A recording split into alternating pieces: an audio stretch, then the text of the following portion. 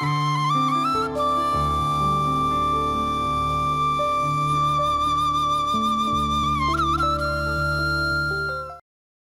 தொலைக்காட்சி பார்வையாளர்கள் எல்லோருக்கும் இனிய காலை வணக்கம். இன்றும் உளநலம், உடல்நலம் பற்றி எங்களுடைய எதிர்கால வாழ்வை பற்றி நாங்கள் கொஞ்சம் சிந்திப்போம். அந்த வகையிலும் அரிசி சிந்தினால் அள்ளலாம், அருமை சிந்தினால் அள்ள முடியாது என்ற நினைப்பில் சற்று சிந்திப்போம்.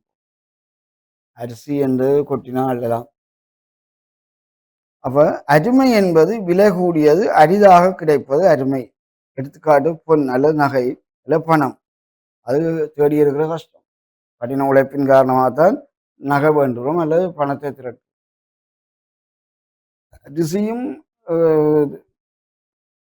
வயலில் விதைத்து அதை பராமரித்து பேணி அறுவடை செய்தால் தான் அரிசி. அதையும் கஷ்டப்பட்டு தான் செய்கிறோம். ஆனால் அரிசியை கொட்டினால் அள்ள முடியும். ஆனால் அருமையாக கிடைக்கிறதை கொட்டினால் அள்ள முடியாதுன்ற மாதிரி தான் இந்த தலைப்பு. அதன்படி பார்த்தா அரிசியை சிந்தினால் கூட்டி அள்ள முடியும்.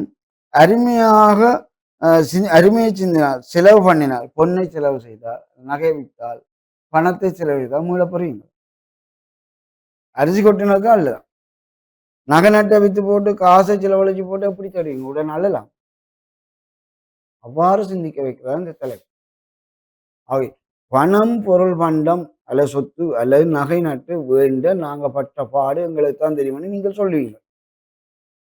அதை வீண் விரயம் செய்யாம இருப்பதுதான் சிந்தாமை இருக்கிறது.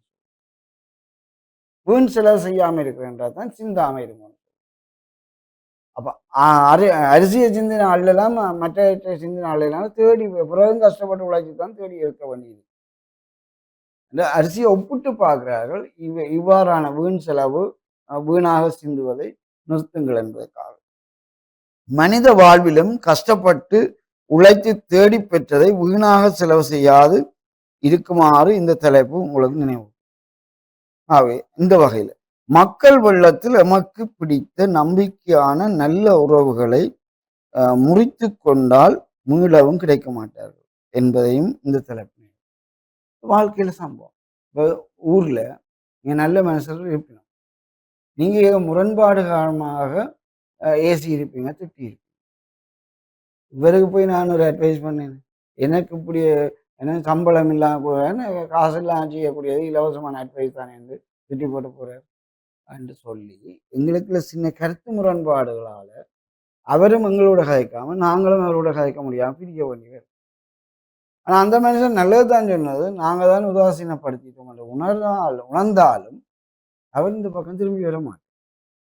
அது வேறு ஒரு பணிவான ஒரு ஆளோட கதைச்சு பேசத்தான் திருப்தி வரும் என்று சொல்லி சேரும். இதுவும் இந்த தலைப்பின்படி நாங்க அருமையான ஒருவரை இழந்த கதையா போய்.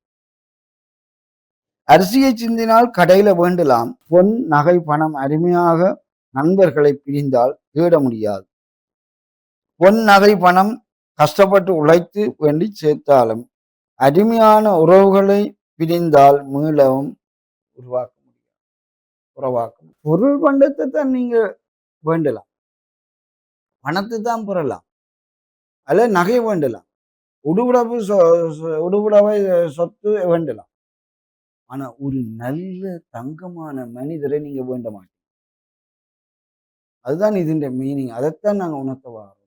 அவை உறவை முறிக்காமல் பாதுகாக்கிற அளவுக்கு அருமையான நல்ல நண்பர், அருமையான தங்கமான ஒருவர், அவரை பிரியாமல் பார்க்க முயற்சி எடுங்கள். பணத்தை வீண் விரயம் செய்யாதீர்கள், பொன்னை நகையை வீண் விரயம் செய்யாதீர்கள்.